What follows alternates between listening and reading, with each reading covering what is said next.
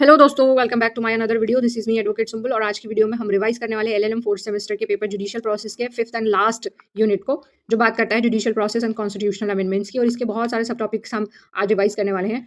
Evolution of concept and basic structure, and इसके अलावा philosophy of doctrine of basic structure and the recent developments, the essence rights test and rights test to determine basic structure and basic structure in constitutionalism.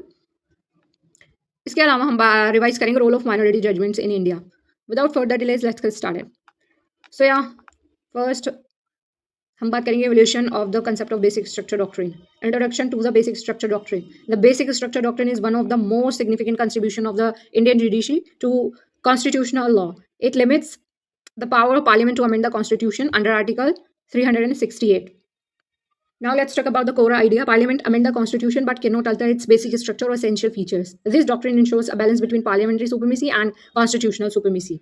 Now let's talk about the historical background conflict between parliament and judiciary. The evolution of basic structure doctrine is rooted in constitutional conflicts between the parliament wanting unlimited amending power, the judiciary protecting constitutional identity and rights.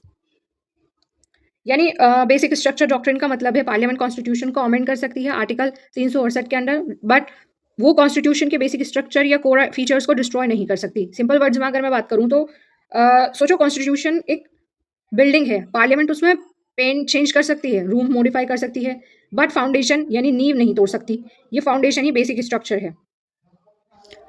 फिर हमने बात करी थी conflict between parliament and judiciary, यानी इस doctrine का evolution एक power struggle से हुआ है। पार्लियामेंट चाहती थी अनलिमिटेड पावर जो चाहे अमेंड करे, जुडिशरी यानी सुप्रीम कोर्ट कॉन्स्टिट्यूशन की आइडेंटिटी प्रोटेक्ट करना चाहती थी। इसका रिजल्ट ये रहा कि कॉन्स्टिट्यूशनल टग ऑफ वॉर आज तक देखने को मिलता है। Now let's talk about evolution through landmark cases, जिसमें सबसे पहले है Shankar Prasad versus Union of India की बात कर लेते हैं, जिसमें कोर्ट ने कहा अमेंडमेंट लॉ नहीं है। आर्टिकल 13 के अंडर पार्लियामेंट फंडामेंटल राइट्स भी अमेंड कर सकती है। रिजल्ट्स इसके रहे कि पार्लियामेंट की पावर स्ट्रांग हुई। दूसरा केस है Sajjan Singh versus state of Rajasthan. In this case reaffirm Shankari Prasad, but Justice Hidayatullah versus Mudholkar raised doubts, suggests that constitution may have basic features. First hint of basic structure idea in this case. यानी same judgement repeat हुआ, but जजेस ने doubt raise किए क्या constitution का कुछ basic features हैं जो चेंज नहीं हो सकते। यहीं से बेसिक स्ट्रक्चर का जो सीड आइडिया आया। तीसरा केस है इसमें Golaknath versus state of Punjab. ये टर्निंग पॉइंट रहा। कोर्ट ने बोला फंडामेंटल राइट्स अमेंड नहीं हो सकते। इस केस का रिजल्ट ये रहा कि पार्लियामेंट की पावर रिस्ट्रिक्ट हो गई, फंडामेंटल राइट्स अनटचेबल हो गए। चौथा हमने पढ़ा था Kesavananda Bharati versus state of Kerala 1973 का केस। ये मोस्ट इंपॉर्टेंट केस है और ये फाउंडेशन भी है बेसिक स्ट्रक्चर डॉक्ट्रिन की। 13 जजेस की बेंच थी, जो लार्जेस्ट एवर बेंच थी, जिन्होंने 7-6 मेजोरिटी से इस केस को का जजमेंट पास किया था। इसमें कहा गया था कि parliament can amend any part but including fundamental rights but can not destroy basic structure. यानी ये सबसे बड़ा लैंडमार्क जजमेंट है। जैसे कि आप देख सकते हैं 13 जजेस बेंच थी, लार्जेस्ट एवर बेंच थी। कोर्ट ने क्या कहा इस केस में, पार्लियामेंट सब कुछ अमेंड कर सकती है बट बेसिक स्ट्रक्चर को डिस्ट्रॉय नहीं कर सकती। यहीं से basic structure doctrine officially start हुआ।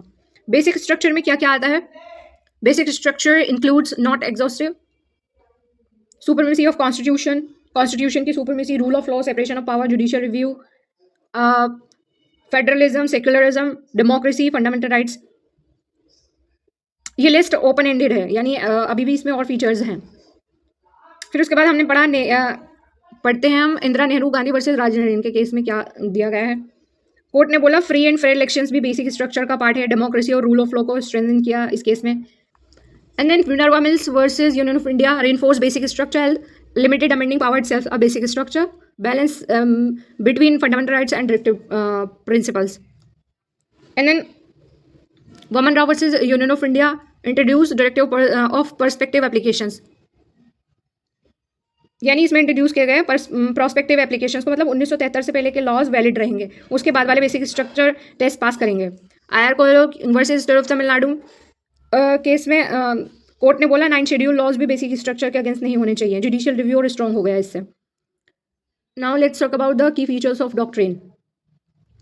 Judicial innovations no explicitly in constitution created by Supreme Court, यानी जुडिशियल इनोवेशंस में कॉन्स्टिट्यूशन ने लिखा नहीं है, जजेस ने डेवलप किया है। Flexible concept, no fix list of basic features, determined case by case, यानी कोई फिक्स लिस्ट नहीं है इसमें, केस बाय केस डिसाइड होता रहा। And then check on parliament prevents constitutional restriction, parliament को अनलिमिटेड पावर से रोका गया. Protects constitutional identity, ensure continuity of democratic and constitutional values, constitution का कोर वैल्यूज को सेफ रखता है. Now relationship with judicial process, the doctrine reflects the political nature of judicial process. जजेस interpret constitution based on values, philosophy, social context. Example in Keshwananda Bharti, judges differ due to ideological views. ये doctrine दिखाता है कि judiciary का role purely mechanical नहीं है. जजेस decide करते वक्त कंसीडर करते हैं सोशल वैल्यूज़ को, पॉलिटिकल फिलोसफी को, कॉन्स्टिट्यूशनल मोरालिटी को. एग्जाम्पल के लिए केशवानंदा की भारती केस में जजेस डिवाइड थे 7/6 में, यानी डिफरेंट आइडियोलॉजी देखी गई थी, डिफरेंट ओपिनियंस थे इस केस में. Now scope of basic structure of doctrine applies to constitutional amendments. Article 368 includes review of fundamental rights amendments, 9 schedule laws, constitutional policies. यानी ये अप्लाई होता है आर्टिकल 368 के अमेंडमेंट्स पर, फंडामेंटल राइट्स चेंजेस पर, 9 शेड्यूल लॉज पर. बेसिकली हर constitutional amendments test होगा. Now limitation of doctrine, no clear definition, creates uncertainty. यानी बेसिक स्ट्रक्चर एग्जैक्टली क्या है ये फिक्स नहीं है. Judicial supremacy criticism seen as anti democratic by some scholars, यानी क्रिटिक्स कहते हैं जजेस अनइलेक्टेड पार्लियामेंट को कंट्रोल कर रहे हैं. Subjectivity depends on judicial interpretation, यानी डिफरेंट जजेस डिफरेंट इंटरप्रिटेशन आप देख सकते हैं. Importance in modern constitutional law, prevents authoritarian amendments, preserves constitutional morality, maintains balance of power. It is the soul of the Indian constitution. ये doctrine dictatorship को रोकता है, डेमोक्रेसी को प्रोटेक्ट करता है, कॉन्स्टिट्यूशन की आइडेंटिटी बजाता है. इसको ऑफन कहा जाता है soul of the constitution. Critical analysis, supporters says protects democracy, prevents abuse of powers. यानी क्रिटिकल एनालिसिस की अगर बात करूँ तो सपोर्टर्स कहते हैं कि डेमोक्रेसी प्रोटेक्ट होती है, इससे पावर अब्यूज रुकता है. क्रिटिक्स सेज अनइलेक्टेड जजेस overriding parliament, no textual basis, how practically it has stabilised Indian constitutional democracy. Critics का कहना है कि जुडिशियल ओवररीच होती है, कॉन्स्टिट्यूशन में एक्सप्लिसिटली मेंशन नहीं है, बट प्रैक्टिकली रियलिटी जो है इंडिया की डेमोक्रेसी को स्टेबल बनाया है. Now let's talk about the conclusion. The evolution of basic structure doctrine shows a gradual shift from parliamentary supremacy to constitutional supremacy. It represents a dynamic judicial process, a balance between flexibility and rigidity. Without this doctrine, the constitution could be easily altered in its core identity, undermining democracy. यानी evolution का journey अगर देखें तो parliament supremacy जो है constitutional supremacy ही है. Final understanding के लिए कॉन्स्टिट्यूशन फ्लेक्सिबल भी है, बट अपनी आइडेंटिटी लूज नहीं कर सकता. यानी बेसिक स्ट्रक्चर डॉक्ट्रिन का मतलब है पार्लियामेंट कॉन्स्टिट्यूशन अमेंड कर सकती है, लेकिन उसका कोर फीचर्स को डिस्ट्रॉय नहीं कर सकती. इसी सीरीज में हम बढ़ते हैं अब नेक्स्ट सब टॉपिक की तरफ, which talks about philosophy of the doctrine of basic structure. So yeah, philosophy of basic structure doctrine, meaning of philosophy in this context. The philosophy of the basic structure doctrine refers to the underlying ideas, values, and reasoning behind why this doctrine exists. It is not just a legal rule, but a theoretical foundation that explains why Parliament's power should be limited, why the Constitution must be protected. यानी यहाँ philosophy का मतलब है वो सोच, reasoning और values जिन पर basic structure doctrine based है. मतलब ये सिर्फ एक लीगल रूल नहीं है, ये बताता है कि क्यों पार्लियामेंट की पावर लिमिटेड होनी चाहिए और क्यों कॉन्स्टिट्यूशन को प्रोटेक्ट करना जरूरी है.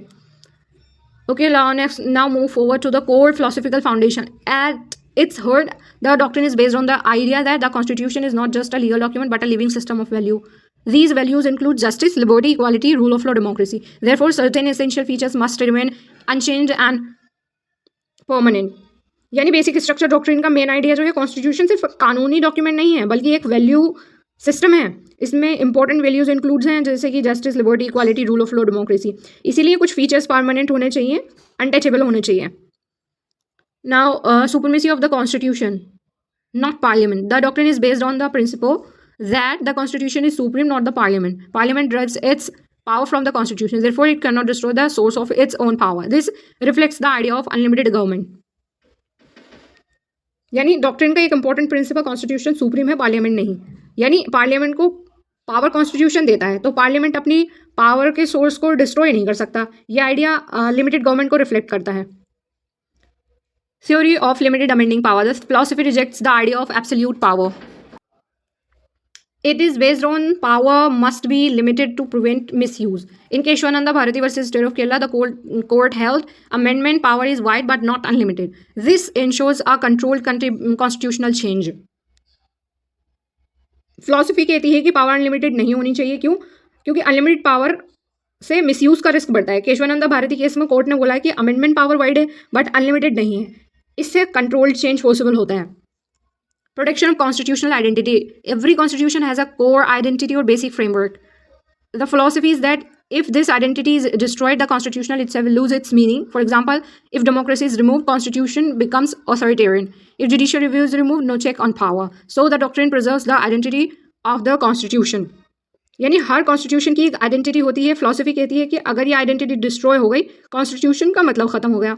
एग्जाम्पल के लिए डेमोक्रेसी हटा दो तो डिक्टेटरशिप बन जाएगा, और जुडिशियल रिव्यू हटा दो तो कोई चेक नहीं करेगा। इसीलिए डॉक्ट्रिन कॉन्स्टिट्यूशन की आइडेंटिटी को प्रोटेक्ट करता है।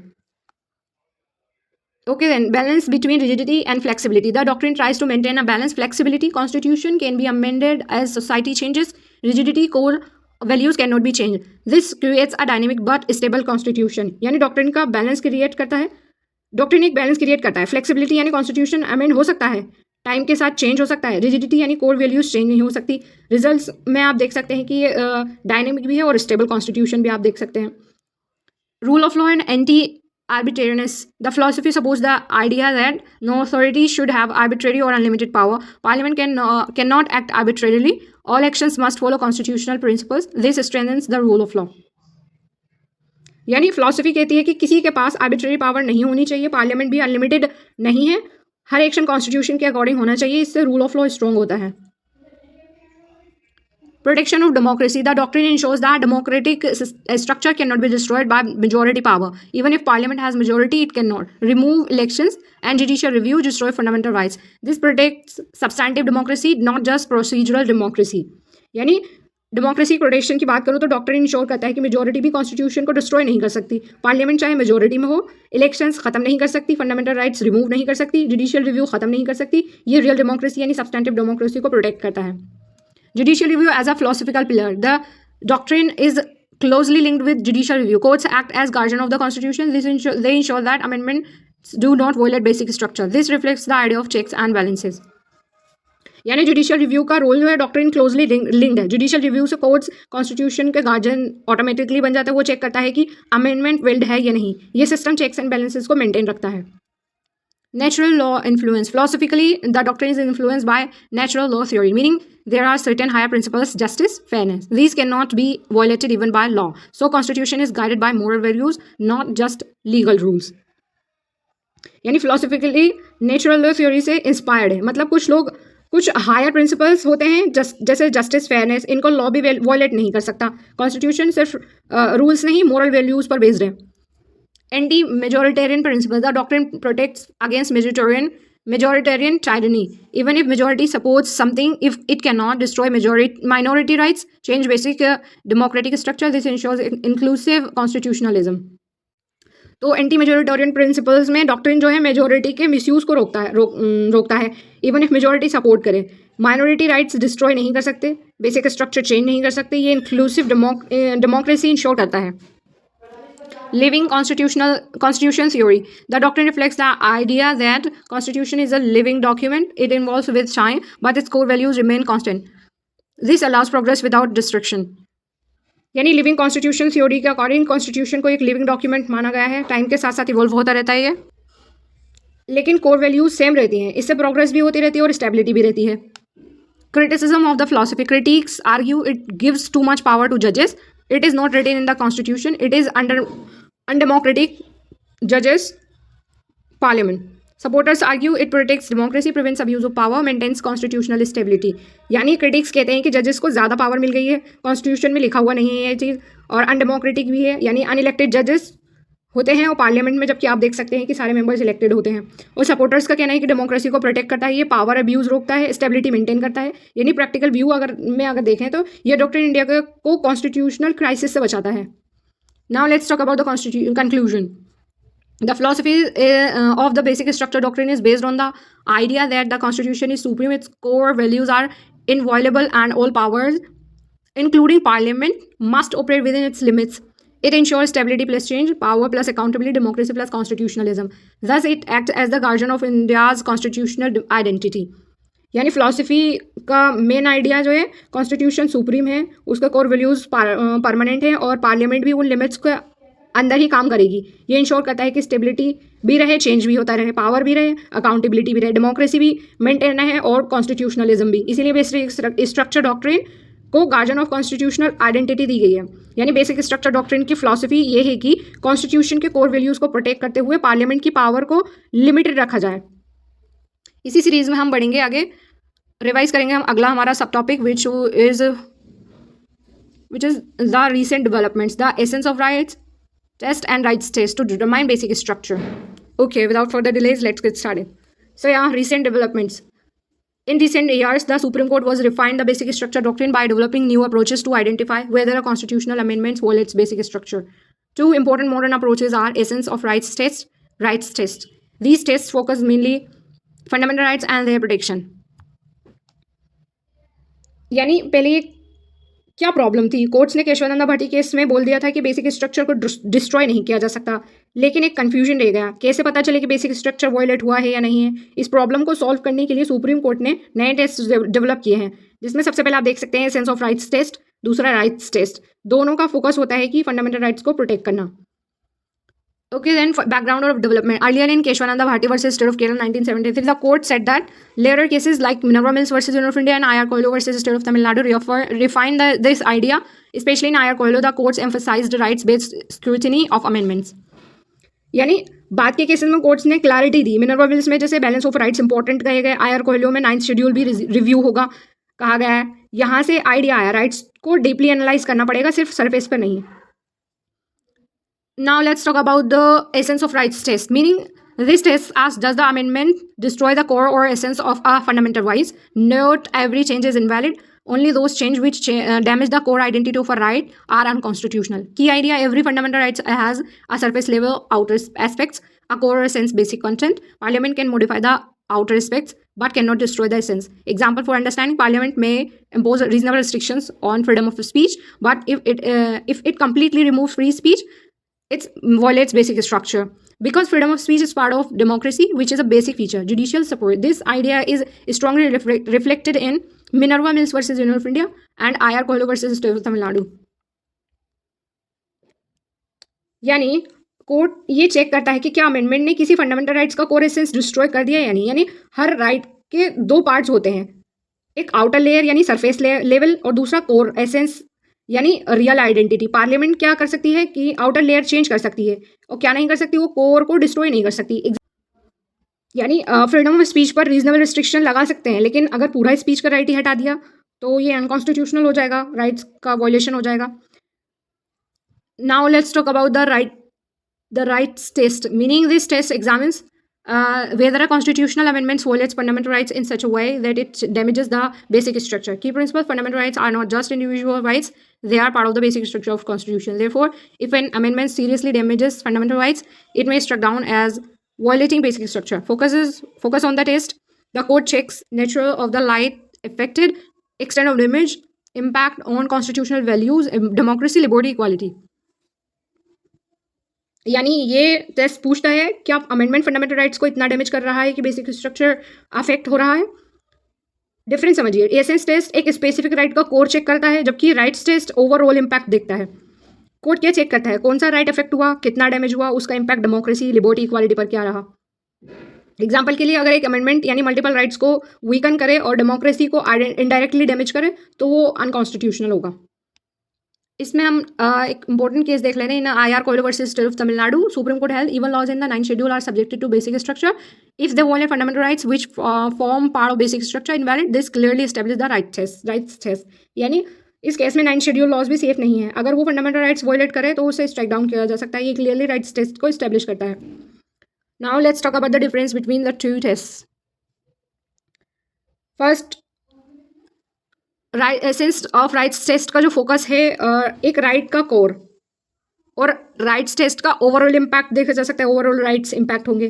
अप्रोच की अगर मैं बात करूँ तो डीप क्वालिटेटिव देखा जा सकता है इसका अप्रोच, और अगर मैं राइट्स टेस्ट की बात करूँ तो इसमें ब्रॉड कॉन्स्टिट्यूशनल अप्रोच देख सकते हैं। क्वेश्चन की बात करूँ तो इज द एसेंस डिस्ट्रॉयड, यानी कोर डिस्ट्रॉय हुआ या नहीं, और राइट्स टेस्ट में सिस्टम डैमेज हुआ है या नहीं, ये चीज़ चेक करते हैं।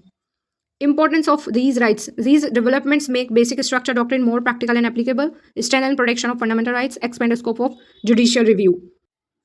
ये डेवलपमेंट्स इंपॉर्टेंट क्यों है? बेसिक स्ट्रक्चर को प्रैक्टिकल बनाया है, फंडामेंटल राइट्स को स्ट्रॉन्ग प्रोटेक्शन दिया, जुडिशियल रिव्यू को एक्सपेंड किया, यानी अब कोर्ट ज़्यादा क्लियरली जज कर सकता है अमेंडमेंट्स को. Relation with judicial process. These tests show that judicial process is evolving and dynamic. Courts continuously interpret constitution, develop new standards to protect it. It reflects the creative and policy-oriented role of judiciary. ये दिखाता है कि judiciary static नहीं है, वो continuously evolve कर रही है. जजेस न्यू मेथड्स डेवलप करते हैं कॉन्स्टिट्यूशन को प्रोटेक्ट करने के लिए. इसी को कहते हैं creative judicial role. Critical analysis. Advantages. Strong protection of rights, prevents indirect destruction of constitution, makes doctrine more precise. Criticism. Still lacks exact definition, gives wide discretion to judges, may lead to judicial overreach. यानी अगर advantages की बात करूँ तो rights की strong protection हुई है, indirect damage भी पकड़ा जा सकता है, डॉक्ट्रिन ज़्यादा क्लियर हुए हैं. क्रिटिसिज्म की बात करूँ तो एग्जैक्ट डेफिनेशन अभी भी नहीं है, जजेस को ज़्यादा पावर मिलती है, जुडिशियल ओवररीच का रिस्क रहता है. Now let's move forward to the conclusion. The essence of rights tests and rights tests represent the modern evolution of basic structure doctrine, where the focus has shifted towards protecting the core of fundamental rights as an essential part of the Constitution's identity. They ensure that amendments may change the Constitution, but cannot damage its fundamental rights-based foundation. यानी ये ensure करता है कि amendments allowed हैं, but rights का foundation destroy नहीं हो सकता. Okay, then let's move forward to the another subtopic which talks about basic structure and constitutionalism. So yeah, introduction. The relationship between basic structure doctrine and constitutionalism is central to understanding modern Indian constitutional law. Basic structure doctrine. Legal tool developed by judiciary. Constitutionalism, political, legal philosophy that limits power. Together they ensure that power is exercised within constitutional limits and core values are protected. यानी basic structure doctrine एक legal tool है और constitutionalism एक philosophy है. दोनों मिलकर ensure करते हैं कि पावर लिमिट में रहे और कॉन्स्टिट्यूशन सेफ रहे. कॉन्स्टिट्यूशनलिज्म क्या है? Meaning of constitutionalism. Constitutionalism means government power is limited by the constitution and must be exercised according to legal and moral principles. Key elements of constitutionalism: rule of law, limited government, separation of power, protection of fundamental rights, judicial review. It is not just about having a constitution, but about governance according to constitutional values. यानी government की power limited होनी चाहिए, constitution के rules follow होने चाहिए, और इसके की elements rule of law, limited government, separation of power, fundamental rights, judicial review. यानी सिर्फ कॉन्स्टिट्यूशन होना काफ़ी नहीं है, उसके अकॉर्डिंग चलना भी ज़रूरी होता है. Okay, then meaning of basic structure doctrine. The basic structure doctrine means Parliament can amend the Constitution but cannot destroy its essential features. This doctrine was established in Keshwananda Bharti versus Rourkela 1973. It acts as a limitation on the amending power under Article 368. ये कहता है, basic structure doctrine कहता है कि parliament amend कर सकती है constitution को, बट कोर फीचर्स डिस्ट्रॉय नहीं कर सकती. यह आर्टिकल 368 पर लिमिट लगाता है. Connection between basic structure and constitutionalism. Basic structure is the backbone of constitutionalism. Constitutionalism requires that certain principles must remain permanent and supreme. Basic structure doctrine ensures exactly that by protecting democracy, rule of law, judicial review, fundamental rights. Limitation of power, core idea of both. Constitutionalism says power must be limited. Basic structure doctrine implements this by restricting parliament's amending power. Therefore, basic structure doctrine practical application of constitutionalism. Protection of fundamental rights. Constitutionalism emphasizes protection of rights. Basic structure doctrine ensures that right cannot be destroyed even by amendment. Example: Minerva Mills versus India. Court held that balance between fundamental rights and DPSP are maintained. Ensuring supremacy of constitution. Constitutionalism is based on supremacy of constitution. Basic structure doctrine reinforce this by preventing parliament from becoming supreme. Role of judiciary. In constitutionalism, judiciary acts as guardian of constitution, and in the basic structure doctrine, judiciary reviews amendments and protects core values. Example: IR Coelho versus State of Tamil Nadu. Court held that judicial review extended to 9th schedule. यानी अगर हम दोनों के connection को और आसान language में समझे तो बैकबोन ऑफ कॉन्स्टिट्यूशनलिज्म का कॉन्स्टिट्यूशनलिज्म कहते हैं कुछ प्रिंसिपल्स परमानेंट होने चाहिए, और बेसिक स्ट्रक्चर इंश्योर करता है कि democracy, rule of law, rights safe रहे. एंड लिमिटेशन ऑन पावर में कॉन्स्टिट्यूशनलिज्म पावर लिमिटेड के अकॉर्डिंग पावर लिमिटेड होनी चाहिए, और बेसिक स्ट्रक्चर डॉक्ट्रिन के अकॉर्डिंग पार्लियामेंट की पावर को रिस्ट्रिक्ट किया जाता है. यानी basic structure practical implementation of constitutionalism कहलाता है. Protection of rights. Constitutionalism rights को प्रोटेक्ट करता है और बेसिक स्ट्रक्चर इंश्योर करता है कि अमेंडमेंट्स भी राइट्स डिस्ट्रॉय नहीं कर सकते। इंश्योरिंग सुप्रीमेसी ऑफ कॉन्स्टिट्यूशन, यानी दोनों का कॉमन आइडिया है, कॉन्स्टिट्यूशन से ही पार्लियामेंट के सारे एक्शंस कंप्लाई होने चाहिए। रोल ऑफ जुडिशरी गार्जियन है कॉन्स्टिट्यूशन की, अमेंडमेंट्स को रिव्यू करती है। एग्जाम्पल के लिए आया कॉलो में 9th शेड्यूल भी रिव्यू हुआ था। And then basic structure as a tool to achieve constitutionalism. Without basic structure doctrine, parliament could amend anything, even remove democracy or rights. With basic structure doctrine, core constitutional values remain protected. Therefore, it converts the idea of constitutionalism into reality. यानी अगर ये doctrine ना होता, parliament कुछ भी amend कर सकती थी, डेमोक्रेसी भी हटा सकती थी, लेकिन अब कोर वैल्यूज सेफ हैं, इसीलिए थ्योरी जो है रियलिटी बन जाती है। Theoretical perspective, anti majoritarian principle protects minorities from majority rules, यानी मेजोरिटी भी अनलिमिटेड नहीं हो सकती, अनलिमिटेड पावर यूज़ नहीं कर सकती। Limited government theory, government power must have limits, यानी पावर रिस्ट्रिक्टेड है। रूल ऑफ लॉ फिलोसफी, यानी law is supreme not individuals, यानी लॉ सुप्रीम रहेगा always. Natural law, justice liberty highest values. Criticism of this relationship, critics argue judiciary becomes too powerful, undermines parliamentary democracy, no explicit textual basis. Supporters argue prevents authoritarianism, protects constitutional identity, strengthens democracy. यानी critics का कहना है कि जजेस powerful हो गए हैं, democracy week होती है, टेक्स्ट में मेंशन नहीं है ये चीज़, और सपोर्टर्स का कहना है कि डिक्टेटरशिप रुक जाती है, इससे कॉन्स्टिट्यूशन प्रोटेक्ट रहता है, डेमोक्रेसी स्ट्रॉन्ग होती है। Now let's talk about the modern relevance. Today, this relationship ensures stability of constitution, protection of democratic system, control over arbitrary amendments. It play a crucial role in maintaining constitutional governance in India. Modern relevance की बात करो तो आज के time में ये ensure करता है कि स्टेबल कॉन्स्टिट्यूशन, स्ट्रॉन्ग डेमोक्रेसी और आर्बिट्ररी अमेंडमेंट्स को भी कंट्रोल करता है। Now let's move forward to the conclusion. Basic structure doctrine is the judicial expression of constitutionalism in India. It ensures that the constitution remains supreme, government power remains limited, core values like democracy, rule of law, and rights are protected. Thus, it transforms constitutionalism from a theoretical concept into a practical safeguards. Basic structure doctrine यानी constitutionalism का practical form है India में। ये ensure करता है कि constitution supreme रहे, power limited रहे, राइट्स प्रोटेक्टेड रहे, यानी ये डॉक्ट्रिन कॉन्स्टिट्यूशन की आइडेंटिटी का अनलिमिटेड प्रोटेक्टर है। बेसिक स्ट्रक्चर डॉक्ट्रिन कॉन्स्टिट्यूशनलिज्म को रियलिटी में कन्वर्ट करता है by limiting power and protecting core values. Now let's move forward to the another sub topic which talks about role of minority judgments in India. Okay, then judicial decisions making, especially in constitutional cases, judges may not always agree. The majority judgment becomes the law, while the minority dissenting judgment represent the disagreement of one or more judges. Although minority judgments are not legally binding, they play a very important role in the Indian judicial system. यानी court में जब जजेस किसी case को decide करते हैं तो ज़रूरी नहीं है कि सब अग्री करें, जो मेजॉरिटी जजेस बोलते हैं वही लॉ बन जाता है। जो जज डिसएग्री करते हैं उसका ओपिनियन होता है, माइनॉरिटी जजमेंट डिसेंट होते हैं। यानी माइनॉरिटी जजमेंट्स बाइंडिंग नहीं होता, बट उसकी इम्पोर्टेंस बहुत ज़्यादा होती है।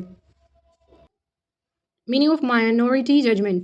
A minority judgment dissenting opinion is an opinion given by a judge who disagrees with the majority decisions. It explains why the judge does not agree, what alternative interpretation should be followed. यानी minority judgements, जजेस का disagreement with majority, इसमें जज explain करता है कि वो majority से क्यों अग्री नहीं करता, कौन सी इंटरप्रिटेशन सही होनी चाहिए।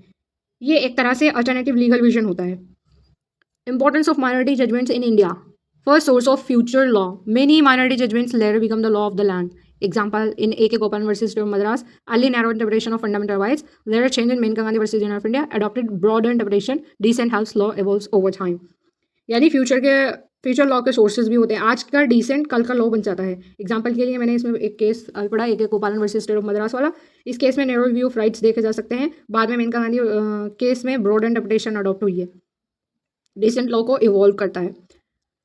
Promotes judicial independence. जजेस are free to express their own views, no pressure to follow majority, encourages intellectual honesty. This strengthens independence of judiciary.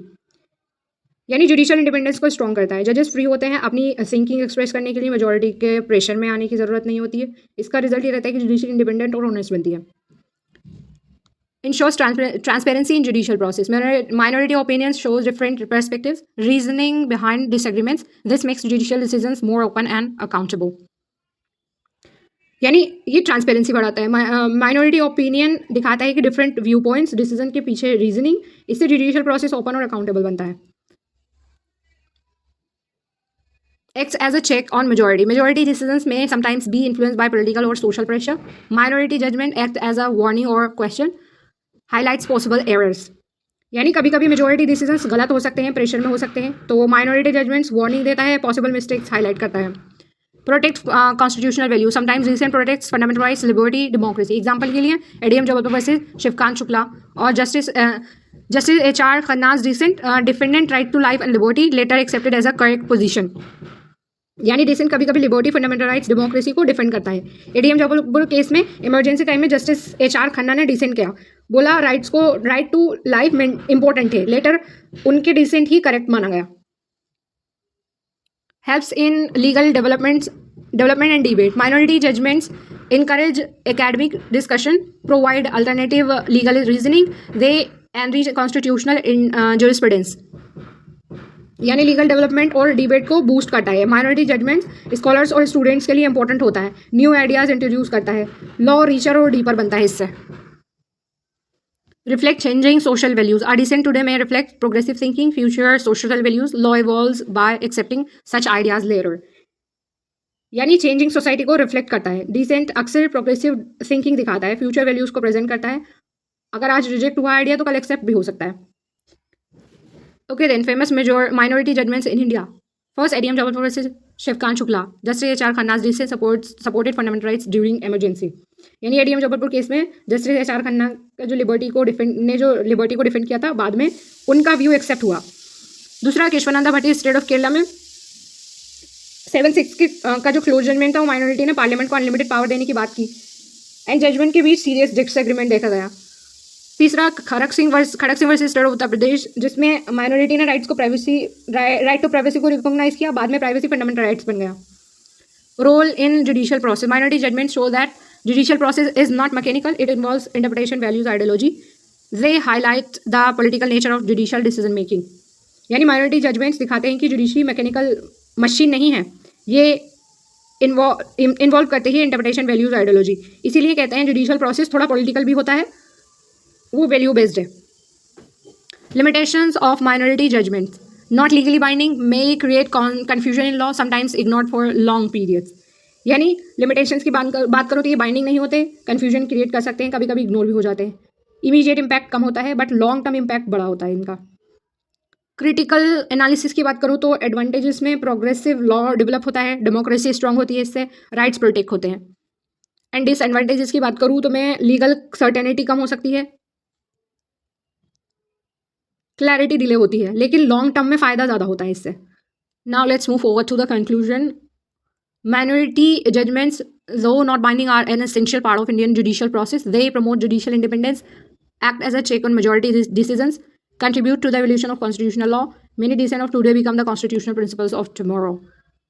यानी माइनॉरिटी जजमेंट बाइंडिंग नहीं होते, लेकिन जुडिशियल सिस्टम का एसेंशियल पार्ट होते हैं। ये जुडिशियल इंडिपेंडेंस को प्रमोट करते हैं, मेजॉरिटी को चेक करते हैं, लॉ को इवॉल्व करते हैं। यानी आज का डिसीजन कल का कॉन्स्टिट्यूशनल लॉ बन सकता है, इसमें कोई डाउट नहीं है। माइनॉरिटी जजमेंट्स नॉन बाइंडिंग होते हैं, और नॉन बाइंडिंग होते हुए भी फ्यूचर लॉ, जुडिशियल इंडिपेंडेंस और कॉन्स्टिट्यूशनल डेवलपमेंट्स के लिए बहुत इंपॉर्टेंट होते हैं। तो ये था हमारा 5th and last units. I hope कि आपको अच्छे से समझ में आ गया होगा। तो अपना बहुत बहुत ख्याल रखिएगा एंड थैंक्स फॉर वॉचिंग।